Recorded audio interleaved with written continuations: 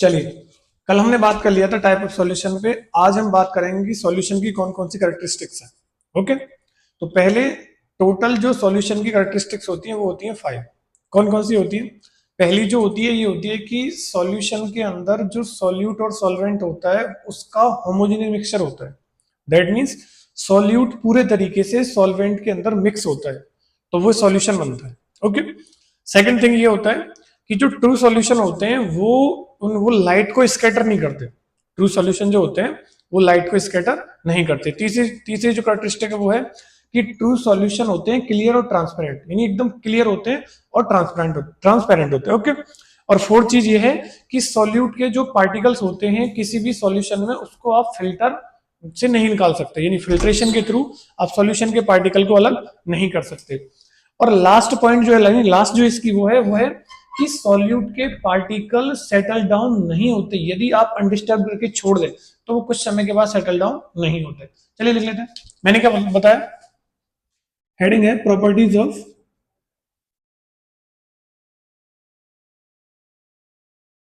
Solution. सबसे first जो property है वो क्या बताया कि it is homogeneous mixture of homogeneous mixture of solute and solvent. Solute and solvent, इस सॉल्यूट का और सॉल्वेंट का एक होमोजीनियस मिक्सचर होता है। दूसरा पॉइंट मैंने क्या बताया कि ट्रू सॉल्यूशन जो होता है, ट्रू जो सॉल्यूशन होता है वो clear is clear and transparent, यानी क्लियर होता है और ट्रांसपेरेंट होता है। थर्ड चीज बताइए कि ट्रू सॉल्यूशन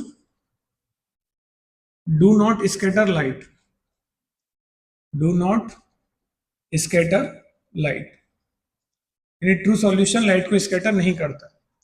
फोर्थ पॉइंट मैंने क्या बताया कि पहला सॉल्व की सॉल्यूट और सॉल्वेंट का मिक्सचर होता है। सेकंड पॉइंट बताया कि क्लियर होता है, ट्रांसपेरेंट होता है। तीसरी चीज मैंने क्या बताया? तीसरी चीज मैंने बताया कि true solutions scatter done, sorry scatter light, यानी लाइट को स्कैटर नहीं करता है। और फोर्थ पॉइंट मैंने क्या बताया था? फोर्थ पॉइंट मैंने बताया था कि इसको आप फिल्ट्रेशन से अलग नहीं कर सकते। That means solute particle can not be what, कि सॉल्यूट के जो पार्टिकल होते हैं यानी उसको क्या नहीं कर सकते, सॉल्यूट के जितने भी पार्टिकल्स होते हैं उसको सेपरेट नहीं कर सकते फिल्ट्रेशन के through. Can not separate by filtration, यानी फिल्ट्रेशन से सेपरेट नहीं कर सकते। और लास्ट पॉइंट मैंने ये बताया था कि सॉल्यूट के पार्टिकल किसी भी सॉल्यूशन में सेटल डाउन नहीं होते। जैसे मान लो कुछ समय के लिए हमने अनडिस्टर्ब रख दिया, कुछ समय के लिए मान लो हमारे पास कोई सॉल्यूशन है, सॉल्यूशन को कुछ समय के लिए हमने अनडिस्टर्ब रख दिया, वैसे ही रख दिया, तो जो कुछ पार्टिकल है ना वो नीचे नहीं बैठेंगे, यानी बॉटम के अंदर नहीं बैठे पाएंगे। दैट मीन्स ये मैं कहना चाह रहा हूं कि सॉल्यूट के जो पार्टिकल्स है ना, solute particle do not settle down, do not settle down in the bottom of solution, in the bottom of solution when undisturb, undisturb, यानी बिना डिस्टर्ब करे कुछ समय के लिए रख दिया जाता है तो वो बॉटम के अंदर सेटल डाउन नहीं होते। तो ये प्रॉपर्टी है किसकी, सॉल्यूशन की। ओके, राइट कर लीजिए अच्छे से, और जो आपको समझ में नहीं आया उसे आप कमेंट कर सकते हैं। दैट मीन्स नेक्स्ट जो टॉपिक आता है वो आता है आपका क्या, कि सॉल्यूशन के टाइप होते हैं। सॉल्यूशन के क्या होते हैं, टाइप होते हैं। मेजरली सॉल्यूशन के दो टाइप होते हैं।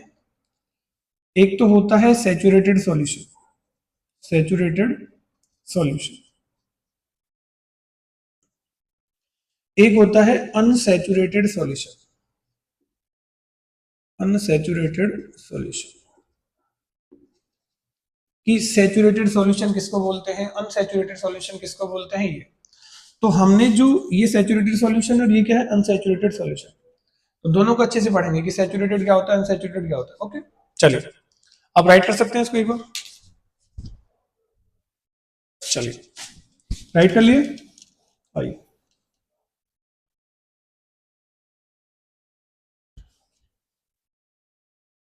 तो सबसे पहले मैं हेडिंग डालूंगा ये वाली जिसे बोलते हैं saturated solution. Okay,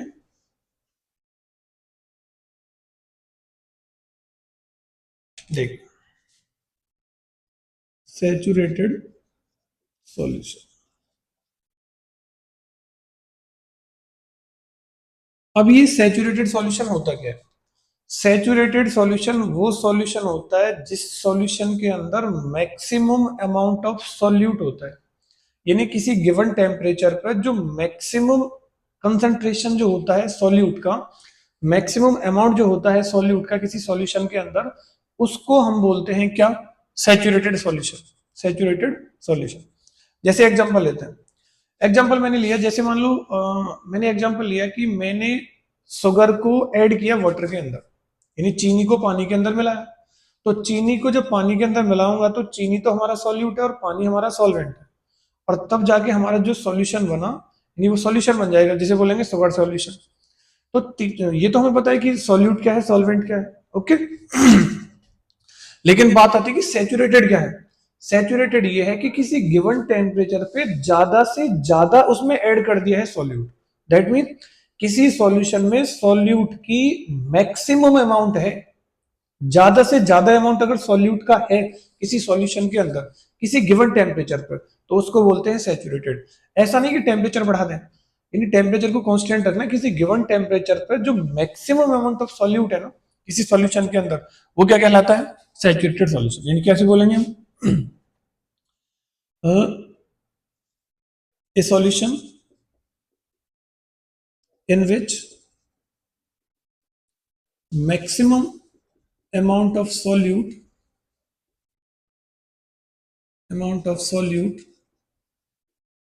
is dissolved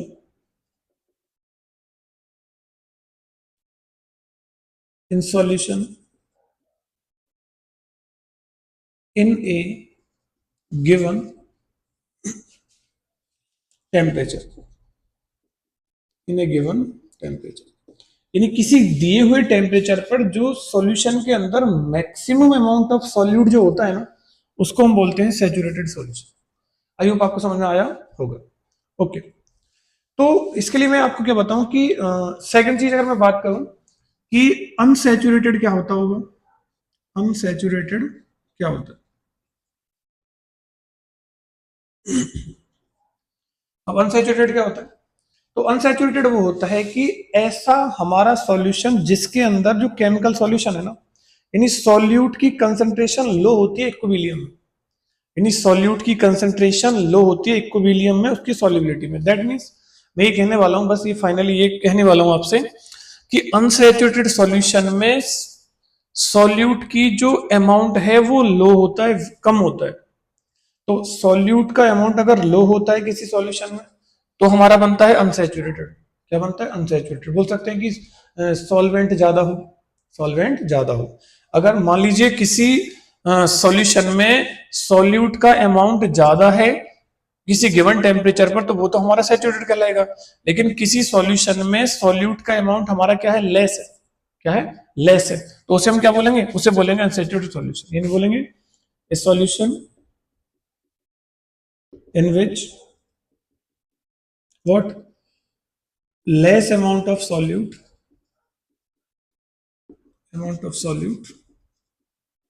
present in solution, present in solution. यानी सॉल्यूशन में हमारा सॉल्यूट का अमाउंट कम होता है, तो उसे हम क्या बोल सकते हैं? अनसैचुरेटेड बोल सकते हैं। अगर ये भी आपको समझ में नहीं आता कि अनसैचुरेटेड क्या होता है, तो आप ये याद रख सकते हैं कि सॉल्यूट की जो कंसंट्रेशन होगी वो लेस होगी उसके इक्विलिब्रियम सॉल्युबिलिटी में, उसके इक्विलिब्रियम सॉल्युबिलिटी में सॉल्यूट की कंसंट्रेशन कम होती है, तो हमारा बन जाता है अनसैचुरेटेड सॉल्यूशन। ओके। अब नेक्स्ट टॉपिक आता है, वो आता है कंसंट्रेशन। क्या आता है? कंसंट्रेशन। अब ये कंसंट्रेशन क्या होता है? जिसे बोलते हैं concentration of A solution, concentration of A solution. अब कंसंट्रेशन का मतलब होता है किसी सॉल्यूशन में सॉल्यूट और सॉल्वेंट कितना है, यानी गिवन अमाउंट ऑफ सॉल्यूट, यानी मैंने बोला सॉल्यूट है कि सॉल्यूट और सॉल्वेंट का कितना अमाउंट किसी सॉल्यूशन में प्रेजेंट है, तो उसे हम बोलते हैं कंसंट्रेशन ऑफ सॉल्यूट। क्या बोले? Concentration of solution. क्लियर है? समझ में आया कि नहीं? तो क्या बोलेंगे? यानी it is the it is the relative amount of solute and solvent in a given solution, in a given solution। किसी सॉल्यूशन में जो सॉल्यूट और सॉल्वेंट का जो रिलेटिव अमाउंट है ना, वो हमारा कंसंट्रेशन ऑफ सॉल्यूशन कहलाता है। अब इसके अंदर हमारे कुछ फॉर्मूले आते हैं, उन फॉर्मूले को अच्छे से देखिए। देखिए, सबसे पहला हमारा फॉर्मूला आता है मास परसेंट। क्या आता है? मास परसेंट। तो मास परसेंट क्या होता है? Mass of solute by mass of solution into 100। अब इसको हम लगाएंगे कैसे? एक क्वेश्चन आपको कर सकते हैं। जैसे मैंने बोला आपसे कि 10 gram of NaCl is dissolved in 90 gram of water, 90 gram of water, then find the mass percent of solution, mass percent of solution। ये कि अगर 10 ग्राम NaCl प्रेजेंट है किसमें? 90 ग्राम ऑफ सॉल्यूट, तो सबसे पहले हमें NaCl का मास कितना है? NaCl क्या है? सॉल्यूट है, तो सॉल्यूट का मास कितना दे रखा है? 10 ग्राम। ओके, चलिए। और ये क्या है? Mass of solution. अच्छा, Na और ये क्या? 90 ग्राम वाटर है। तो मुझे बताओ कि जो H2O है उसका मास कितना है?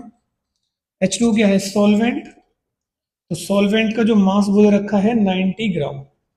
ओके, तो मुझे टोटल मास अगर मैं सॉल्यूशन का निकालूं, टोटल मास ऑफ सॉल्यूशन का निकालूं, तो टोटल मास ऑफ सॉल्यूशन में मेरा सॉल्यूट का मास यानी solute mass plus mass of solvent दोनों ऐड हो जाएगा। यस सुन, तो मैंने कहा कितना? सॉल्यूट का कितना है? 10 ग्राम, और इसका कितना है? 90 ग्राम, तो टोटल आएगा 100 ग्राम। क्या आएगा? 100 ग्राम। अब इसे आप फॉर्मूले में रख सकते हैं। देखिए इधर आइए, तो फॉर्मूला क्या है कि मास ऑफ सॉल्यूट ये रहा 10 ग्राम। अच्छा, मास ऑफ सॉल्यूशन कितना है? 100 ग्राम। कितना है? 100 ग्राम इंटू 100। 100 से 100 आएगा तो ये 10 आ गया, यानी मास परसेंट कितना आ गया? 10% आ गया। 10 ग्राम 10% आ गया मास परसेंट। तो इस तरीके से क्वेश्चन को सॉल्व करते हैं। ओके, क्लियर है आपको? चलिए, अब नेक्स्ट जो बात करते हैं, रीच करते हैं इसको।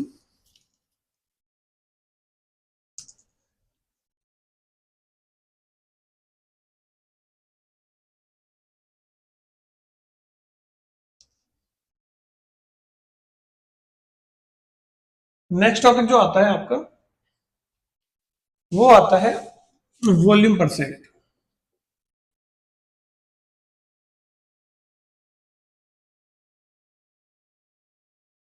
तो क्या आएगा भाई? मास परसेंट तो मास ऑफ सॉल्यूशन था, यहाँ volume of solute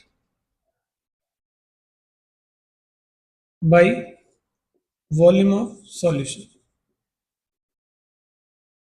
into 100। Okay, तो अगर मान लिया आएगा formula mass by volume percent, तो क्या होगा?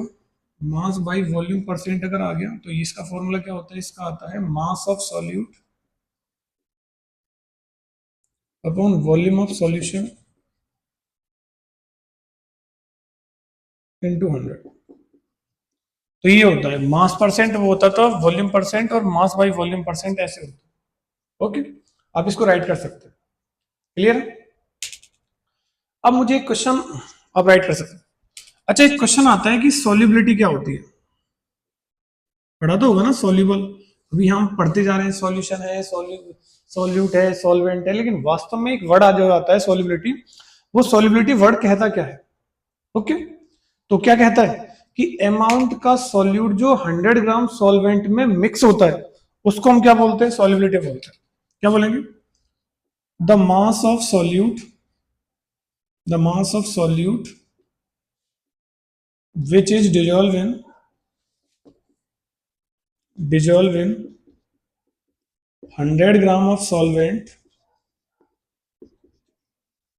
in a given temperature, in a given temperature। मैंने क्या होता है कि सॉल्यूट का वो मास, यानी वो मास सॉल्यूशन का जो 100 ग्राम ऑफ सॉल्वेंट में, यानी 100 ग्राम सॉल्वेंट में जो सॉल्यूट का मास है ना, उसको हम उस सॉल्यूशन की सॉल्युबिलिटी बोलते हैं। आप डेफिनेशन लिख सकते हैं। ओके, चलिए, क्लियर ना आपको? आगे बात करते हैं। तो नेक्स्ट टॉपिक आता है, वो आता है आपका सस्पेंशन। क्या आता है? सस्पेंशन। अभी सस्पेंशन क्या होता है? सस्पेंशन उसको बोलते हैं हेट्रोजीनियस मिक्सचर, कि हेट्रोजीनियस मिक्सचर में सॉल्यूट के पार्टिकल सॉल्वेंट में कंप्लीट तरीके से मिलते नहीं। भाई होमोजीनियस मिक्सचर में क्या होता है कि सॉल्यूट के पार्टिकल सॉल्वेंट में पूरे तरीके से मिक्स होते हैं, लेकिन हेट्रोजीनियस मिक्सचर में सॉल्यूट के पार्टिकल सॉल्वेंट में पूरी तरीके से मिक्स नहीं होते। तो आपसे पूछेगा बताओ जो सस्पेंशन है वो होमोजीनियस मिक्सचर है या हेट्रोजीनियस मिक्सचर है, तो आप बोलेंगे कि जो सॉल्यूशन सस्पेंशन होता है ना, वो होता है हेट्रोजीनियस मिक्सचर। कौन सा मिक्सचर होता है? हेट्रोजीनियस मिक्सचर, जिसके अंदर स्मॉल अमाउंट ऑफ क्या होता है? Small amount of solid dissolve होता है लिक्विड के अंदर। Small amount of solid dissolve होता है लिक्विड के अंदर। Okay, without dissolve it, without dissolve it. Okay, clear है कि नहीं? सुनिए मेरी बात और। मैंने क्या बोला? मैंने बोला कि सस्पेंशन हमारा क्या है? सस्पेंशन हमारा हेट्रोजीनियस मिक्सचर है। It is a heterogeneous mixture. It is a heterogeneous mixture in which a small solid particle are not dissolve in liquid, not dissolve in liquid. यानी जो स्मॉल पार्टिकल होते हैं ना किसी भी सॉलिड के, वो डिजोल्व नहीं होते लिक्विड के अंदर। यानी स्मॉल पार्टिकल सॉलिड के वो डिजोल्व नहीं होते लिक्विड के अंदर। यानी एक सॉलिड है, एक लिक्विड है। अगर मान लीजिए हमने सॉलिड के लिक्विड के अंदर कोई सॉलिड चीज का मिक्स किया, और मिक्स करने के बाद यदि स्मॉल पार्टिकल भी मिक्स नहीं हो रहे हैं, तो हमारा क्या कहलाता है? सस्पेंशन कहलाता है। क्या कहलाता है? सस्पेंशन। एग्जांपल लेते हैं, जैसे आपने चौक देखा, आप चौक को पानी के अंदर मिलाइए, तो पानी तो लिक्विड है और चौक क्या है? सॉलिड। तो जब चौक को पानी के अंदर मिलाते हैं तो वो पूरे तरीके से डिजोल्व नहीं होती। डिजोल्व नहीं हुई, तो डिजोल्व नहीं हुई तो वो भी तो एक मिक्सचर बनाए ना, तभी तो एक सॉल्यूशन बनाए ना। उस सॉल्यूशन को ही, उसी जो हमारा मिक्सचर है, उसी मिक्सचर को हम क्या बोलते हैं? सस्पेंशन बोलते हैं। ओके, क्लियर है आपको? एग्जाम्पल क्या बोल सकते हैं? एग्जाम्पल ले लीजिए। तो पहला एग्जाम्पल क्या लोगे बोलो? चौक सॉल्यूशन। दूसरा मडी वाटर, मडी वाटर, यानी वाटर के अंदर जो मड प्रेजेंट होता है, यानी गाद मिट्टी वगैरह प्रेजेंट होती है, उसे बोलते हैं। तो मिट्टी पूरी तरीके से उसमें मिक्स नहीं होती। ओके, चलिए इसको अरेंज करते हैं। नेक्स्ट जो टॉपिक आता है वो आता है property of solution suspension. Property of suspension, कि सस्पेंशन की कौन कौन सी प्रॉपर्टी होती है। ओके, तो सस्पेंशन की पहली प्रॉपर्टी बोलो, बोलेंगे प्रॉपर्टीज ऑफ सस्पेंशन। तो सस्पेंशन की जो पहली प्रॉपर्टी होती है ना, पहली प्रॉपर्टी होती है कि ये हेट्रोजीनियस मिक्सचर होता है। क्या होता है? Heterogeneous mixture. ये हेट्रोजीनियस मिक्सचर होता है। अच्छा, अगर ये हेट्रोजीनियस मिक्सचर है तो इसका मतलब क्या है कि यहां पर जो सॉल्यूट के पार्टिकल होते हैं वो बड़े होते हैं। क्या होते हैं? बड़े होते हैं। समझ आया कि नहीं? क्लियर है? Okay, the particle of solute, the particle of solute are big. Third, the particle of solute can be seen with naked eye, seen with naked eye। यानी जो पार्टिकल है ना सॉल्यूट के, उसको हम इतने बड़े होते हैं कि आंखों से देख सकते हैं। मुझे बताइए, जब पानी के अंदर मिट्टी मिक्स होती है तो क्या हम उसे देख पाते हैं? बिल्कुल देख पाते हैं। जब चौक मिक्स होती है पानी के अंदर तो क्या चौक के जो पार्टिकल है उसको हम देख पाते हैं? बिल्कुल देख पाते हैं। क्लियर है कि नहीं है? ठीक है। और जो बीम ऑफ लाइट स्कैटर्ड होती है, इसके साथ तो पार्टिकल होते हैं large. If beam of light is scattered होती है, then particle will be large। Particle will large. Particle का जो साइज है वो कैसा होता है, लार्ज होता है। इस बात को देख सकते हैं। ओके, और इसके पार्टिकल सेटल डाउन हो जाते हैं। लास्ट पॉइंट क्या है कि the particle of suspension is settle down in the bottom of solution in the bottom of solution। Bottom के अंदर, इस सॉल्यूशन के अंदर वो पार्टिकल बैठ जाता है, जैसे मिट्टी बैठ जाती है और रेत वगैरह बैठ जाता है। तो ये सारा कुछ किसके उदाहरण है, सस्पेंशन के एग्जांपल। ओके, चलिए, क्लियर है ना? अब राइट कर सकते हैं इसको। ओके, राइट कीजिए।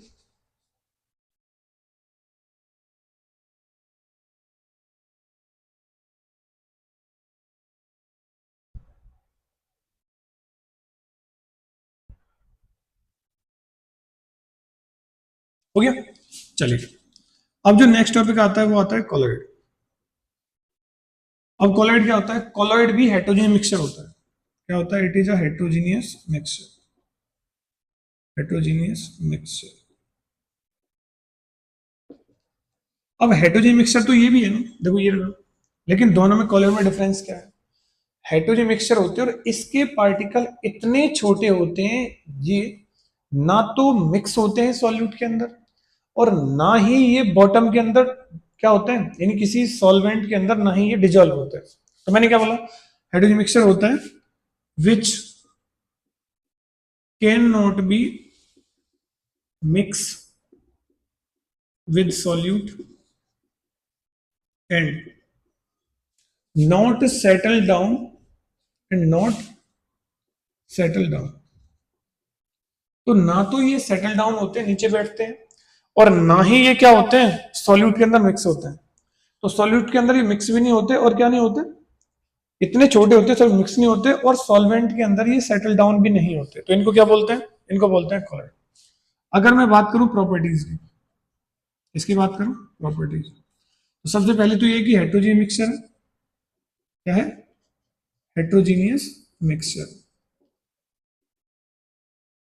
अच्छा, दूसरी प्रॉपर्टी क्या है कि इसके पार्टिकल छोटे होते हैं। क्या होते हैं? इसके पार्टिकल्स छोटे होते हैं। ओके, तो क्या बोलेंगे? पार्टिकल को सेपरेट मिक्सचर, हाँ, कि इसके पार्टिकल को फिल्ट्रेशन से आप क्या कर सकते हैं, इसके पार्टिकल को फिल्ट्रेशन से आप मिक्स कर सकते हैं। ओके, पहले आप राइट कर लीजिए।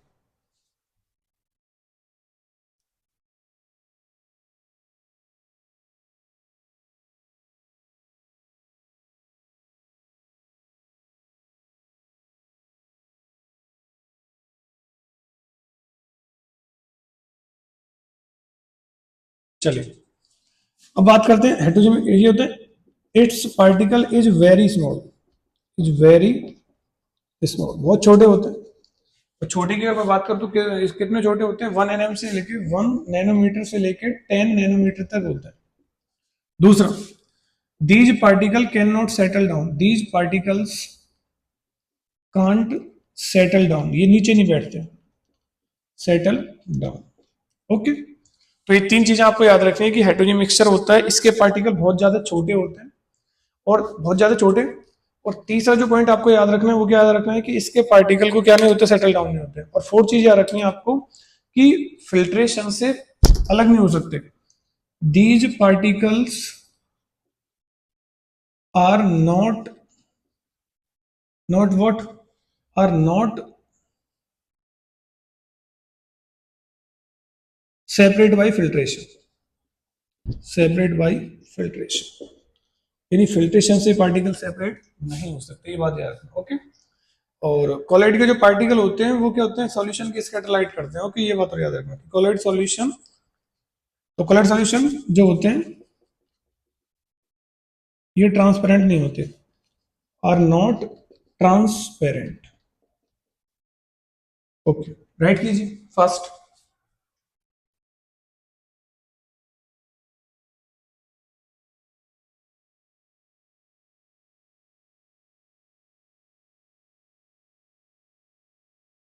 ओके, लास्ट है द पार्टिकल, एक और इसमें the particle of colloid scatter light, scatter light, यानी जो कॉलिड के पार्टिकल होते हैं लाइट को स्कैटर करते हैं। ठीक है, अब इसको एक बार पॉज कीजिए और राइट कर सकते, राइट कर लो।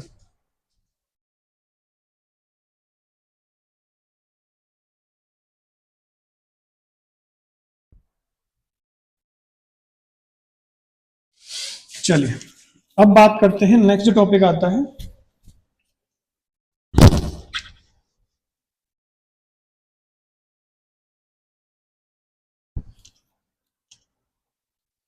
अब आता है एप्लीकेशन ऑफ कॉलिड, कि कहां कहां पे यूज होता है कॉलिड।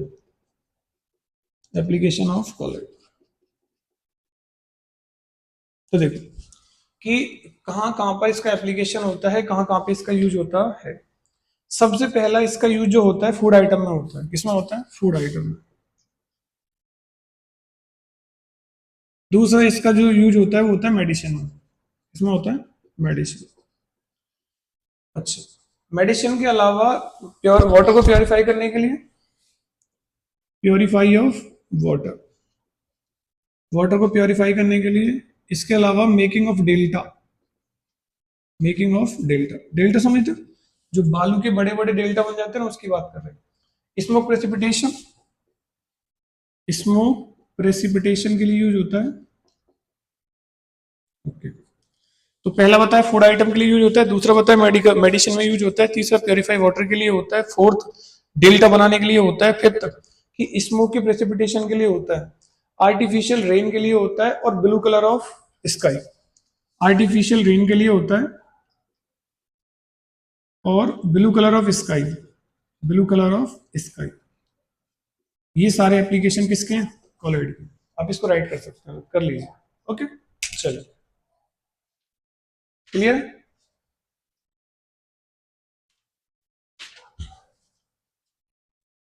भेज करते हैं, ठीक है। अब जो नेक्स्ट टॉपिक आता है वो आता है कि कंपोनेंट ऑफ मिक्सचर, यानी जो हमारे पास मिक्सचर के कंपोनेंट है। अच्छा, कंपोनेंट दो होते हैं, एक तो होता है सॉल्यूट और एक होता है सॉल्वेंट। जब मिलते हैं तो बनता है सॉल्यूशन। ओके, चलो, लेकिन इसमें बात आती है कि केमिकली कंबाइंड होते हैं, केमिकली कंबाइंड होते हैं तो बनता है सॉल्यूशन, और फिजिकली कंबाइंड हो, सॉरी फिजिकली या केम फिजिकली या इनडेफिनेट रेशियो में होते हैं, डेफिनेट रेशियो में होते हैं, सॉल्यूशन बनता है, कंपाउंड बनता है। ओके, और इनडेफिनेट रेशियो में होते हैं तो बनता है मिक्सचर। क्या बनता है? मिक्सचर। ठीक है, याद कर सकते हैं। अब क्वेश्चन आता है कि मिक्सचर के जो कंपोनेंट है उनको सेपरेट कैसे करें। तो सेपरेट करने के लिए कुछ प्रोसेस का यूज किया जाता है, उन प्रोसेस को हम धीरे धीरे पढ़ेंगे। ओके, चलिए देखिए, सबसे पहली जो प्रोसेस है आपने सुना भी होगा, सबसे पहली जो प्रोसेस है वो होती है सेंट्रीफ्यूगेशन, सेंट्रीफ्यूगेशन, सेंट्रीफ्यूगेशन। अच्छा, पहले मुझे सभी बच्चे कमेंट करके बताएं कि वास्तव में आज से पहले आपने सेंट्रीफ्यूगेशन सुना है ना, कि सेंट्रीफ्यूगेशन किसको कहते हैं, कि सेंट्रीफ्यूगेशन एक मशीन का नाम है, सेंट्रीफ्यूगेशन किसका नाम है। ठीक है, तो सेंट्रीफ्यूगेशन एक होता है कि सेंट्रीफ्यूगेशन की सहायता से हम क्या कर सकते हैं, कि सेंट्रीफ्यूगेशन की सहायता से हम जो डेंसर पार्टिकल होते हैं ना, तो डेंसिकल पार्टिकल फोर्स लगा के बॉटम के अंदर बैठ जाते हैं, बॉटम के अंदर बैठ जाते हैं, और हल्के पार्टिकल ऊपर आ जाते हैं, हल्के पार्टिकल ऊपर आ जाते हैं। जैसे एग्जांपल, अच्छा सेंट्रीफ्यूगेशन मैंने बताया कि in this machine denser particles are settled down in bottom and light particle are, तो डेंसर पार्टिकल तो नीचे सेटल हो जाएंगे और हल्के पार्टिकल क्या होंगे, हल्के पार्टिकल ऊपर आ जाएंगे। At stay at top, particle at stay at top, यानी बाहर आ जाते हैं। अच्छा, कोई मुझे बताएगा सेंट्रीफ्यूगेशन कोई उदाहरण। आप दूध जमाते हैं, भाई दूध चलाते हैं, तो दूध जब चलाते हैं तो मशीन के थ्रू चलाते हैं। तो मशीन के थ्रू जब चलाते हैं तो जब उसमें लगातार मशीन मूव कर रही होती है, उस मशीन उसमें हमने जो बर्तन लिया, उस बर्तन में हमने दूध चलाने वाली मशीन को रखा। तो मशीन को रखा तो वो लगातार रोटेशन करती है, मशीन है सेंट्रीफ्यूगेट करती है। तो सेंट्रीफ्यूगेट करती है तो जो भी हल्का मटेरियल है ना वो बाहर आ जाता है, जैसे मक्खन बाहर आता है। और जितना भी हैवी मटेरियल होता है वो नीचे बच जाता है, जैसे छाछ वगैरह जो होती है। तो मैंने क्या बताया कि जो हैवी पार्टिकल वो तो बॉटम में बैठ जाता है, और जो हल्का पार्टिकल वो ऊपर आ जाता है। इसको बोलते हैं सेंट्रीफ्यूगेशन। सेंट्रीफ्यूगेशन। तो हमने देखो, हमने किसी लिक्विड से सॉलिड को अलग किया। तो मैं ये तो बता रहा हूँ कि मिक्सचर को, यानी दो हमारे पास मिक्सचर था। अभी हम जब मतलब दूध से मान लीजिए हम मक्खन निकालते हैं, तो हमारे पास तो एक मिक्सचर ही होता है ना। उस मिक्सचर में से हमको मक्खन निकालना है, तो मक्खन तो हैवी हल्का पार्टिकल है तो ऊपर आ जाता है। दूध वगैरह है जो छाछ वगैरह वो नीचे जम जाता है क्योंकि हैवी पार्टिकल है। तो ये किसका एग्जांपल है? सेंट्रीफ्यूगेशन। क्लियर समझ में आया? चलिए, अच्छा इसके मैं एप्लीकेशन की अगर बात करूं तो कहाँ कहाँ यूज होता है, आप मुझे बता सकते हैं कि वास्तव में जो सेंट्रीफिकेशन होता है वो वास्तव में कहाँ कहाँ यूज होता है? बताओ। सबसे पहला तो लैब के अंदर होता है। लैब के अंदर होता है यूरिन को और ब्लड टेस्ट को, ब्लड टेस्ट के लिए, ब्लड टेस्ट के लिए या यूरिन टेस्ट के लिए यूज होता है सेंट्रीफिकेशन। ओके। दूसरा जो यूज करते हैं वो करते हैं कि जो डिफरेंट कॉन्स्टिट्यूएंट है ना ब्लड के, different constituent of blood, different constituent of blood, blood के लिए यूज करते हैं। यानी ब्लड में हमारा आरबीसी होता है, डब्ल्यूबीसी होता है, प्लेटलेट होता है, तो उनकी काउंटिंग के लिए यूज करते हैं किसका? सेंट्रीफिकेशन। मैंने एग्जांपल बताया था मशीन वाला, वो भी आप याद रख सकते हैं। और तीसरा हम याद करते हैं कि जो वेट क्लॉथ, यानी वेट क्लॉथ यानी जो गीले कपड़े होते हैं, उन गीले कपड़ों को सुखाने के लिए यूज क्या करते हैं? एप्लीकेशन इसका यूज करते हैं। ओके। यानी उसके अंदर से जितना भी वाटर है, मशीन के थ्रू वाटर बाहर चला जाता है। ओके। चलिए, सेकंड बात करते हैं मैग्नेटिक सेपरेशन। क्या बात करते हैं? मैग्नेटिक सेपरेशन, दूसरी प्रोसेस है। तो मैग्नेटिक सेपरेशन क्या होता है? ये तो सिंपल है। मैग्नेटिक सेपरेशन ये होता है कि हम एक मैग्नेटिक मटेरियल से दूसरे मैग्नेटिक मटेरियल को कैसे अलग कर सकते हैं? कैसे अलग कर सकते हैं?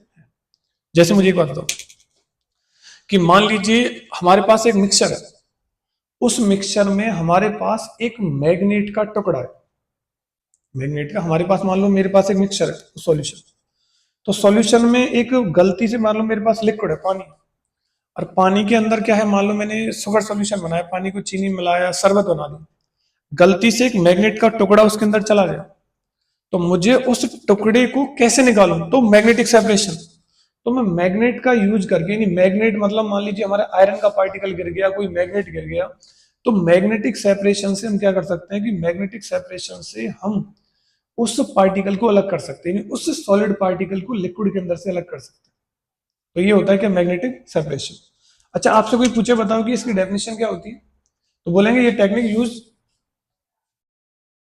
This technique is used when one component, किसका? अब जो वन कंपोनेंट होगा वो वन कंपोनेंट बोला किसका? वन कंपोनेंट किसका होगा? Magnetic. One component is magnetic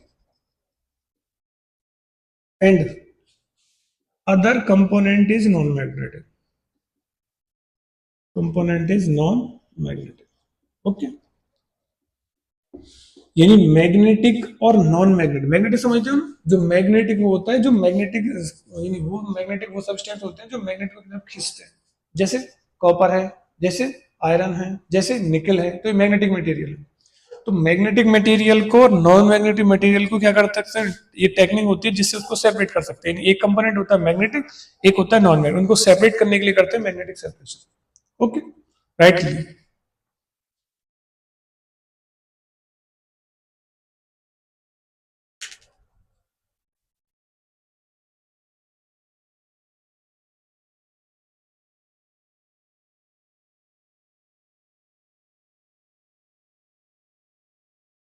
चलो।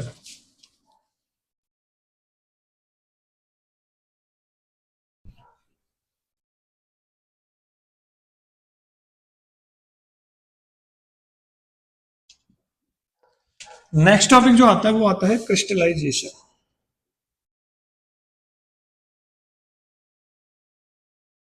देखिए, तो ये जो क्रिस्टलाइजेशन है, क्रिस्टलाइजेशन किसको कहते हैं, वास्तव में क्रिस्टलाइजेशन होता क्या?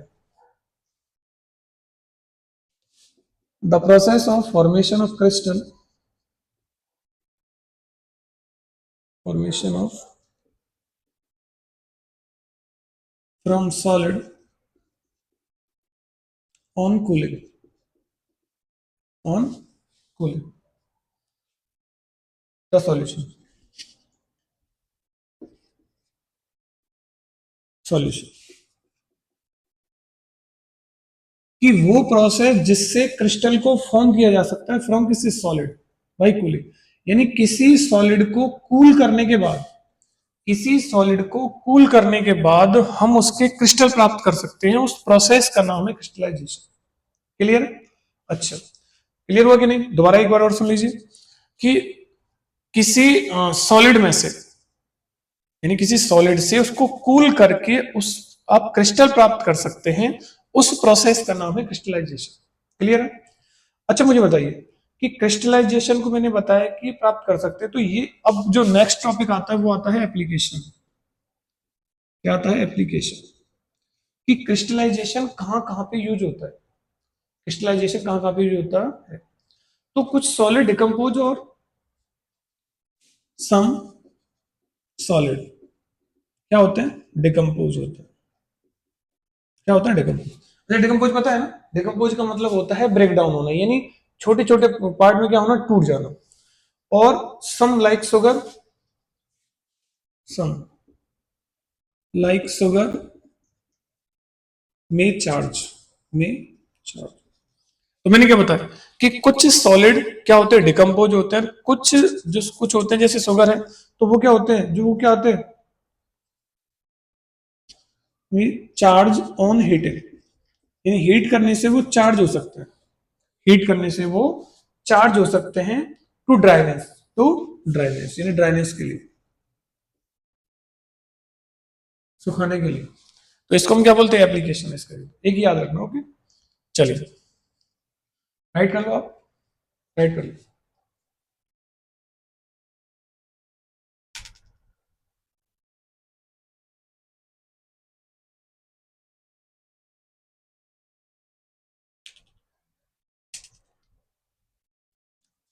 ठीक है, और लास्ट हम जो बात करते हैं वो है क्रोमेटोग्राफी, क्रोमेटोग्राफी। अच्छा, मुझे आप कमेंट करके बताइए कितने बच्चों ने जो क्रोमेटिग्राफी है इसका नाम पहली बार सुना। क्रोमेटोग्राफी जो होता है वो होता है कि एक ऐसी प्रोसेस जिससे डिफरेंट जो डिजॉल्व कॉन्स्टिट्यूएंट है ना, यानी एक ऐसी प्रोसेस जिससे डिफरेंट यानी बहुत विभिन्न प्रकार के हमारे पास कॉन्स्टिट्यूएंट है किसी मिक्सचर में। तो किसी मिक्सचर में जितने भी हमारे पास कॉन्स्टिट्यूएंट है उनको क्या करना है? एडसॉर्बिंग करना है। क्या करना है? एडसॉर्बिंग करना है, जिसकी वजह से वो डिफरेंट मटेरियल आपको प्राप्त हो सकते हैं, डिफरेंट मटेरियल प्राप्त हो सकते हैं। मैंने क्या बोला? सुन ध्यान से दोबारा कि किसी मिक्सचर में जो डिफरेंट कॉन्स्टिट्यूएंट होते हैं ना, उनका एडसॉर्बिंग करना, उनका एडसॉर्बिंग करना, और एडसॉर्बिंग करने के बाद डिफरेंट एडसॉर्बेंट मटेरियल को फाउंड करना क्या कहलाता है? क्रोमेटोग्राफी कहलाता है। ओके, क्या बोले? The process of separating, the process of separating various constituent, various constituent. तो मैंने कहा कि ऐसी प्रोसेस जिससे हम वेरियस जो कॉन्स्टिट्यूएंट होते हैं उनको क्या करते हैं? सेपरेट करते हैं। क्या करते हैं? सेपरेट करते हैं। और क्या करते हैं? सेपरेट करने के बाद क्या करेंगे? अच्छा चलो, अगर ये ना करना है तो फिर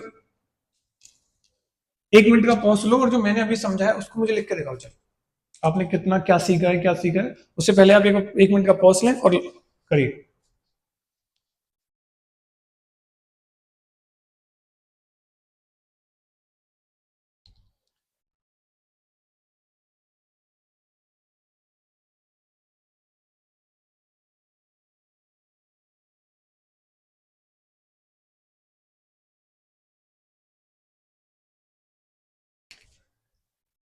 चलिए, तो क्या होता है? The process of the process of, कि वो प्रोसेस जिससे क्या कर सकते हैं, वो प्रोसेस जिससे सेपरेटिंग ऑफ डिफरेंट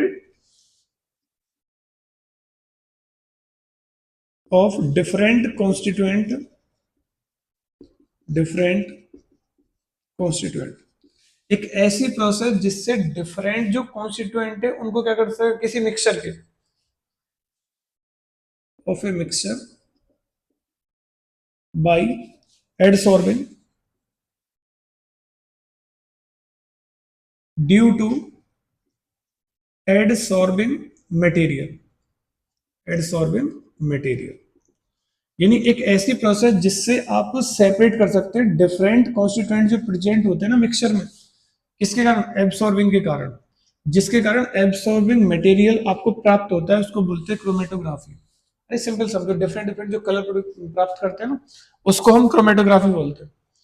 अब क्वेश्चन आता है कि कहाँ कहाँ पे यूज होता है, कौन कौन से एप्लीकेशन है।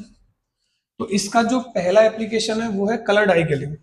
किसके लिए यूज होता है, colour dye, colour dye, clear है।